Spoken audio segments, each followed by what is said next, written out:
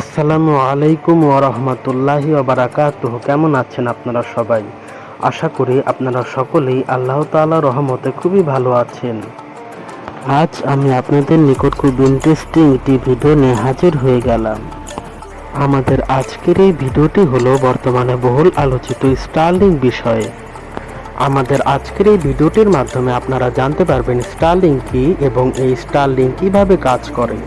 তাহলে চলুন বন্ধুরা, বেশি দেরি না করে আমাদের আজকের ইন্টারেস্টিং ভিডিওটি শুরু করা যাক। স্টারলিং সম্পর্কে জানতে হলে আমাদের আগে ইন্টারনেট বিষয়ে জানতে হবে। বর্তমান সময়ে ইন্টারনেট খুবই পরিচিত একটি বিষয়।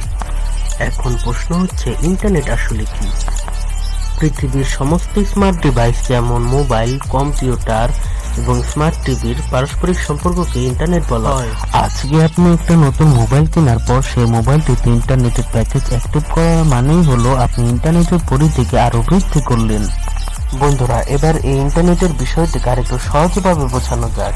ধরুন, 4টি কম্পিউটারকে কেবলের মাধ্যমে একসাথে সংযুক্ত করা হলো। মানে খুব সহজভাবে আমরা বুঝতে পারছি এখানে একটি মিনি নেটওয়ার্ক তৈরি হয়েছে, এবং আমরা যদি এখানে যে কোনো একটি কম্পিউটারে কিছু ভিডিও স্টোর করি, তাহলে সেই কম্পিউটার থেকে বাকি কম্পিউটারগুলোতেও আমরা সেই ভিডিওগুলো অ্যাক্সেস নিতে পারবো। মানে এই 4টি কম্পিউটারের ভিতরে একটি নেটওয়ার্ক স্থাপিত হয়েছে, এর মানেই হচ্ছে ইন্টারনেট। আর ঠিক সেম ভাবে পৃথিবীর সকল কম্পিউটারকে একে অপরের সাথে যুক্ত হওয়ার এই প্রক্রিয়াকেই ইন্টারনেট বলা হয়। খালি চোখে আমাদের কাছে সবকিছু ওয়্যারলেসলি যুক্ত মনে হলেও আসলে প্রত্যেকটি ডিভাইস একে অপরের সাথে যুক্ত রয়েছে মূলত কেবলের মাধ্যমে। উক্ত কারণে প্রত্যন্ত অঞ্চলগুলো তথা দুর্গম অঞ্চলগুলোতে ইন্টারনেট সংযোগ দেওয়া সম্ভব হয় না। তবে উক্ত দুর্গম অঞ্চলগুলোতে ইন্টারনেট সেবা দেওয়ার ক্ষেত্রে স্টারলিং বেশ আলোচিত হচ্ছে, যারা কিনা পৃথিবীর লোয়ার অরবিটগুলোতে ইন্টারনেট সেবা দেওয়ার ক্ষেত্রে প্রায় 42,000-এর মতো স্যাটেলাইট স্থাপন করার পরিকল্পনা করছে, যার মাধ্যমে পৃথিবীর সকল স্থানকে ইন্টারনেটের আওতায় নিয়ে আসা সম্ভব হবে। আজকের ভিডিওতে ইন্টারনেট তথা স্টারলিং বিষয়ে আলোচনা করা হবে। মনে করুন, আপনার মোবাইল থেকে একটি খুদে বার্তা আমেরিকায় থাকা একজন ব্যক্তির নিকট পাঠাবেন। এই ক্ষেত্রে আপনি যদি সিম কোম্পানির মোবাইল নেটওয়ার্ক ব্যবহার করে থাকেন, তাহলে আপনার মোবাইল থেকে প্রথমে উক্ত বার্তাটি ইলেকট্রোম্যাগনেটিক ওয়েভ আকারে মোবাইল টাওয়ারে পৌঁছাবে। তারপর মোবাইল টাওয়ার থেকে অপটিক্যাল ফাইবারের মাধ্যমে আপনার আমেরিকা থাকা বন্ধুর নিকট পৌঁছাবে। ঠিক একই পদ্ধতিতে একটি খুদে বার্তা আপনি যদি ওয়াইফাই রাউটারের মাধ্যমে আপনার আমেরিকায় থাকা কোনো বন্ধুর নিকট পাঠাতে চান, তাহলে প্রথমে সেই বার্তাটি ওয়াইফাই রাউটারের মাধ্যমে অপটিক্যাল ফাইবার হয়ে আপনার বন্ধুর নিকট পৌঁছাবে। অর্থাৎ বর্তমানে যারা ইন্টারনেটের সাথে সংযুক্ত হয়েছে তারা মূলত কেবলের মাধ্যমে একে অপরের সাথে সংযুক্ত হয়েছে। তার মানে পৃথিবীর যে সকল স্থানগুলোতে কেবল কানেকশন নেই, সেই সকল স্থানগুলো ইন্টারনেট কানেকশন থেকে বিচ্ছিন্ন অবস্থায় থাকবে।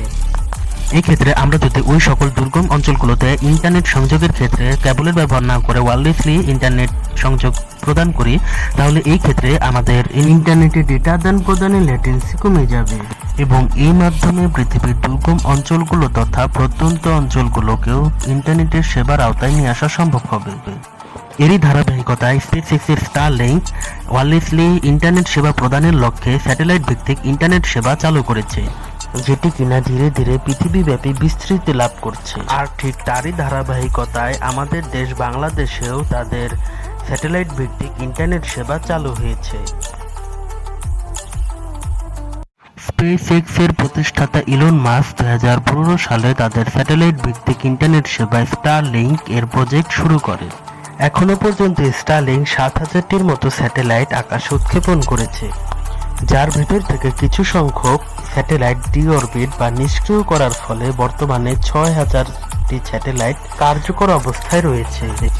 স্টারলিংকের স্যাটেলাইটগুলো মূলত 300 থেকে শুরু করে 1000 কিলোমিটারের কক্ষপথে ঘোরাফেরা করতে থাকে।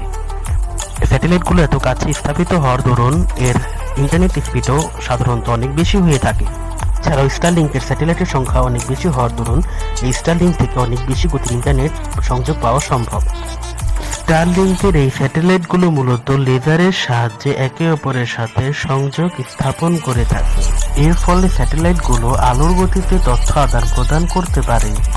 স্টারলিংকের অফিসিয়াল ওয়েবসাইটের তথ্য মতে স্টারলিংক থেকে সর্বনিম্ন 100 থেকে শুরু করে 200 MBPS পর্যন্ত স্পিড পাওয়া সম্ভব। এই স্যাটেলাইট ভিত্তিক ইন্টারনেট সেবা পেতে হলে স্টারলিংকের গ্রাহকদের একটি অ্যান্টেনা তথা রিসিভার কিনতে হবে এবং এই রিসিভার তথা অ্যান্টেনাটি স্যাটেলাইট থেকে আগত সিগন্যালকে রিসিভ করবে। এই রিসিভার তথা অ্যান্টেনাটিতে মোটর লাগানো আছে, যার দরুন এটি স্যাটেলাইটের অবস্থান অনুসারে নিজের দিক পরিবর্তন করতে পারে। এর পাশাপাশি এর সাথে একটি হোম ওয়াইফাই রাউটার কেবলের মাধ্যমে কানেক্টেড অবস্থায় থাকবে, যার দরুন আমরা ঘরে বসেও ইন্টারনেট অ্যাক্সেস করতে পারবো। অর্থাৎ আপনাকে স্টারলিংকের স্যাটেলাইট ভিত্তিক ইন্টারনেট সেবা পেতে হলে আপনাকে স্টারলিংক কিট কিনতে হবে। স্টারলিংকের কিট হিসেবে আপনি পাচ্ছেন একটি এসি কেবল, একটি হোম ওয়াইফাই রাউটার, একটি রিসিভার এবং একটি বেস এবং একটি স্টারলিংক কেবল। এই স্টারলিংক কিটের মূল্য বাংলাদেশি টাকায় 42,000 টাকা থেকে শুরু করে 72,000 টাকা পর্যন্ত হতে পারে। বর্তমানে বিশ্বব্যাপী স্টারলিংকের 5 থেকে 6টির মতো প্যাকেজ চালু থাকলেও বাংলাদেশের ক্ষেত্রে তারা মাত্র 2টি প্যাকেজ নিয়ে এসেছে।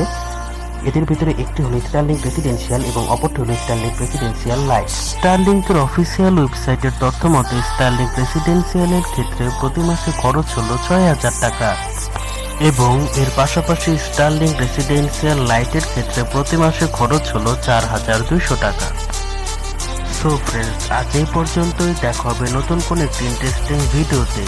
ততক্ষণ পর্যন্ত আমাদের এই চ্যানেলটিকে সাবস্ক্রাইব করে আমাদের এই চ্যানেলের একজন দর্শক হয়ে আমাদের এই চ্যানেলের পাশে থাকার অনুরোধ রইল। আসসালামু আলাইকুম ওয়া রাহমাতুল্লাহি ওয়া বারাকাতুহু।